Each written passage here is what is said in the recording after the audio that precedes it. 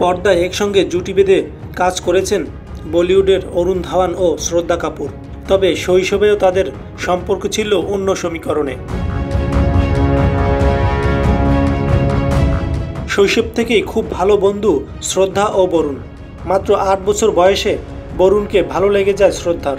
মনের কথা প্রকাশও করেছিলেন অভিনেত্রী, কিন্তু সেই প্রেমের প্রস্তাব ফিরিয়ে দেন বরুণ। সাম্প্রতি এক সাক্ষাৎকারে এভাবেই স্মৃতিচারণ করেন এই অভিনেতা।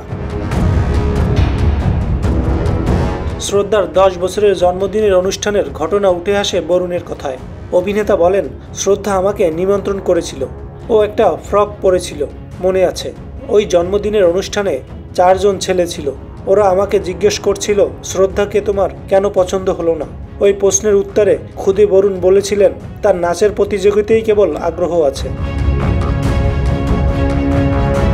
আর এটা শুনেই সেই 4 জন চেপে ধরে বরুণকে। শ্রদ্ধার জন্য তারা বরুণের উপর চড়াও হয়। বরুণের কাছে তাদের দাবি, শ্রদ্ধাকেও তোমাকে ভালোবাসতে হবে। বরুণ সেই স্মৃতিচারণ করে বলেছিলেন, আমি কিন্তু মজা করছি না। এই ছেলেগুলো আমার উপর চড়াও হয়, আমাকে মারধরও করে। আমি প্রেমের প্রস্তাব গ্রহণ করিনি বলে শ্রদ্ধাই ওদের সাহায্যে আমাকে ধোলাই দিয়েছিল। আমিও ওদের পাল্টা মেরেছিলাম যদিও। ওই দিনটায় খুবই নাটকীয় কিছু মুহূর্ত ছিল।